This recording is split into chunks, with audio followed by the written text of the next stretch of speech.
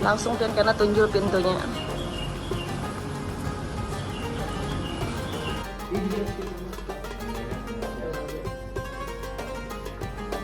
Hampir 5 waktu dalam sehari, waktunya dihabiskan di satu tempat yang sama. Di sebuah musola sederhana di lingkungan kepolisian, ia berdiri, bersiap mengumandangkan azan dan memimpin sholat. Dialah Muhammad Al-Bara yang berusia 23 tahun. Sejak tahun 2024, ia mengabdikan diri sebagai kaum atau marbot di Musola Al-Firdaus yang berada di kawasan Polsek Banjarmasin Tengah. Usianya mungkin masih muda, namun jalan hidup yang ia pilih bukanlah jalan yang ringan. Sejak tahun 2024, ia mengabdikan dirinya sebagai kaum, bukan sekedar menjalankan tugas teknis sebagai muazin atau imam, tetapi memaknai peran itu sebagai amanah untuk menjaga ilmu agar tetap hidup dan istiqomah.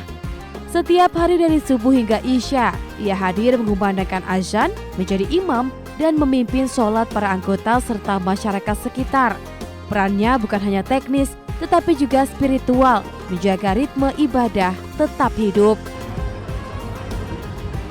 Assalamualaikum warahmatullahi.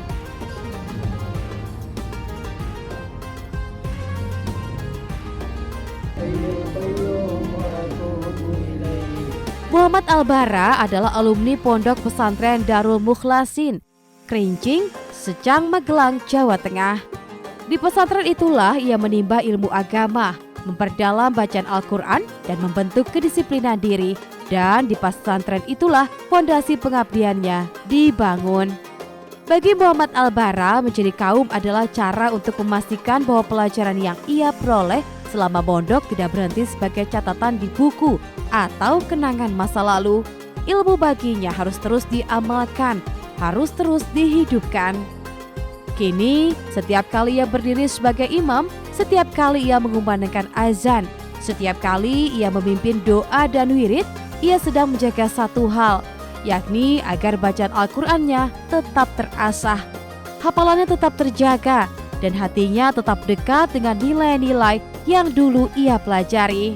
Inna Rasulullah sallallahu alaihi wasallam bersabda, puasa adalah perisai selama ia tidak memecahkannya.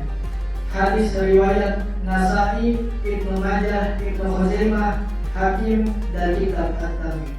Bagi Muhammad Al-Bara, keputusan menjadi kaum bukanlah pilihan yang datang tiba-tiba. Ketertarikan itu ia jalani sebagai amanah dengan penuh kesadaran. Muhammad Al-Bara ingin satu hal, yakni ilmu yang telah dipelajarinya di pesantren tidak berhenti sebagai teori. Perkiraan usia 21 tahun. Kemudian sampai di umur saya di 23. Nah, jadi dari 2024 sampai sekarang ya udah 2 tahunan lah dari sekarang. Jadi tertarik untuk menjadi kaum karena saya ingin mengamalkan pembelajaran apa yang saya sudah pernah belajar menimba di pondok pesantren saya, kemudian saya ingin terapkan dalam kehidupan saya, baik itu segi kaum, imam, muazin, dan sebagainya, agar ilmu ini kan bisa terus istiqomah dan diamalkan secara sempurna. Menjadi imam dan muazin menurutnya adalah cara menjaga hafalan tetap hidup. Setiap bacaan sholat menjadi latihan, setiap doa dan wirid menjadi penguat hati. Ketika ditanya mengapa memilih jalan ini di usia muda, jawabannya sederhana, karena dakwah bukanlah profesi, melainkan kewajiban.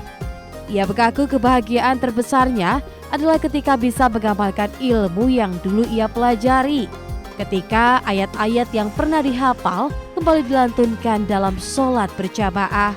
Ketika masyarakat merasakan manfaat dari perannya sebagai kaum.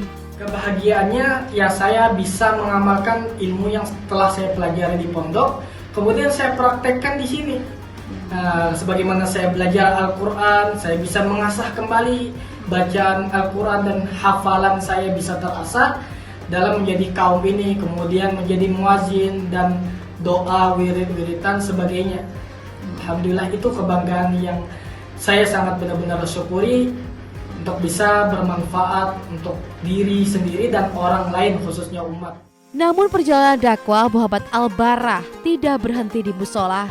Di sebuah rumah sederhana di kawasan Teluk Tiram Darat, Jalan Bahagia, ia juga melayani masyarakat sebagai praktisi ruqyah syariah di Majelis Ruqyah Ayatul Hirzi. Bukan ia dapat tiba-tiba, keilmuan ini ia dapat sejak duduk di bangku sekolah dasar. Sejak itu, ia telah mengenal dunia pengobatan Islam. Almarhum sang ayah adalah seorang peruqyah. Bahkan sebelum itu, kakeknya pun telah lebih dulu menggeluti pengobatan tradisional berbasis ajaran Islam. Tradisi itu mengalir dari generasi ke generasi. Sejak kecil, Muhammad Al-Barah terbiasa melihat ayahnya membacakan ayat-ayat Al-Quran untuk kesembuhan, membantu proses bekam, gurah, dan praktek tibun nabawi.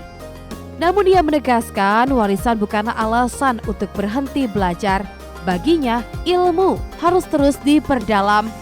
Ia terus menimba pengetahuan dari para guru, memperbaiki metode dan memastikan setiap praktek tetap sesuai tuntunan syariat.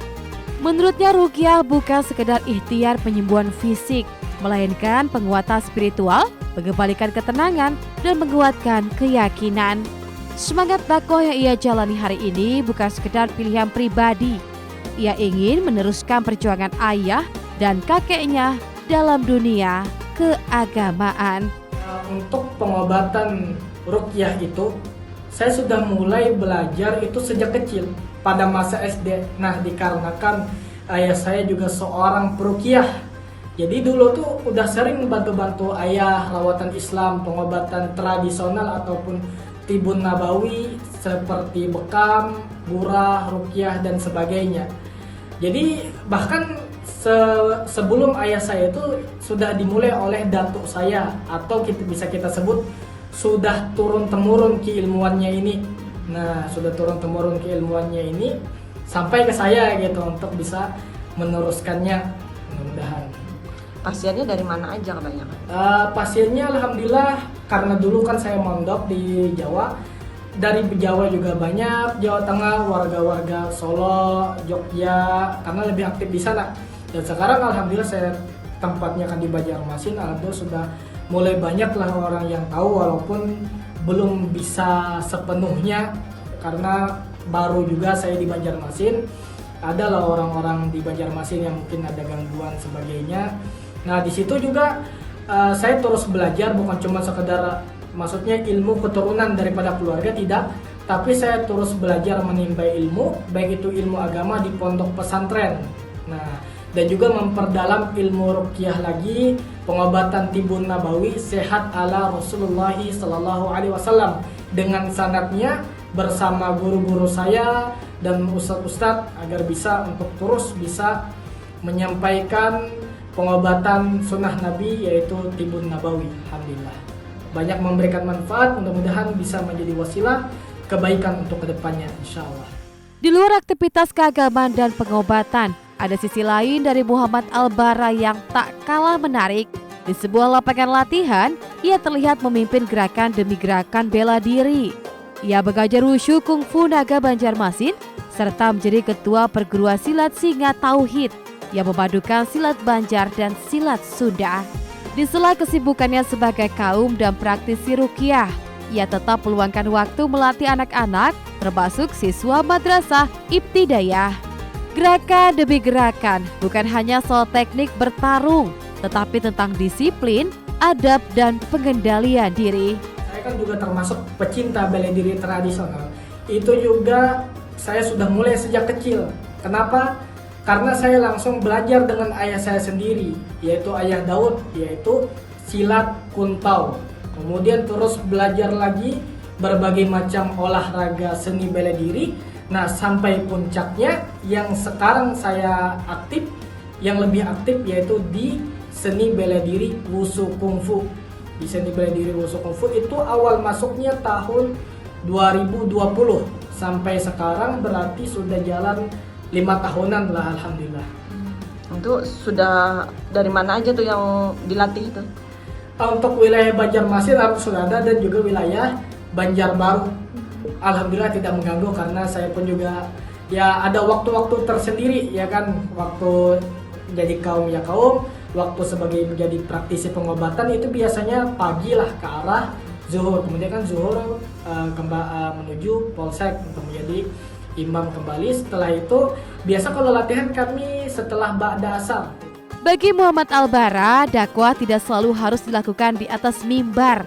Dakwah bisa hadir dalam latihan fisik, dalam interaksi sehari-hari, dalam cara seseorang bekerja dan bermuamalah. Tak jarang ia juga diminta melatih anggota kepolisian dan Satpol PP. Bagi Muhammad Al-Bara, latihan fisik sebagai bagian dari dakwah, membentuk generasi yang kuat secara jasmani dan rohani. Mengajak kepada kebaikan lewat apapun itu, menurutnya adalah tugas setiap muslim. Sementara perkara hukum yang mendalam adalah ranah para ulama. Prinsip itulah yang ia pegang dalam setiap perannya. Karena pertama ya ingin meneruskan sebagai pendakwah, juga ingin meneruskan sebagaimana ayah saya, kakek saya juga memang dari dulu menggeluti di dunia keagamaan, untuk bisa meneruskan risalah kenabian juga, dakwahnya Nabi.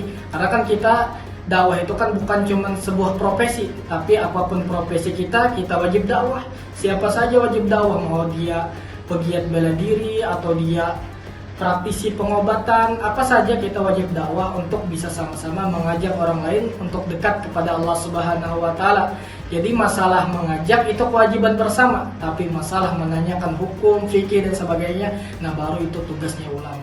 Di sisi lain ada ruang berbeda dalam kehidupannya. Ia menjalankan usaha penjualan gamis laki-laki secara daring. Hal itu adalah sebuah aktivitas ekonomi yang tetap ia pandang sebagai bagian dari tanggung jawab hidup yang seimbang antara ibadah, pelayanan sosial, dan kemandirian. Di tengah dunia yang terus bergerak cepat, Muhammad Al-Bara memilih untuk bergerak dengan arah yang jelas. Dari mimbar musola, ruang pengobatan, hingga gelanggang latihan, ia sedang merawat satu cita-cita agar ilmu yang telah dipelajari tidak padam. Sebab baginya, ilmu yang tidak diamalkan adalah cahaya yang redup. Dan selama azan masih berkumandang dari musola Al-Firdaus, selama ayat-ayat suci masih ia bacakan untuk kesembuhan, selama generasi muda masih ia latih dengan nilai disiplin dan adab, di sanalah pengabdian itu terus hidup. Epi Duerlianti, Duta TV, Banjarmasin.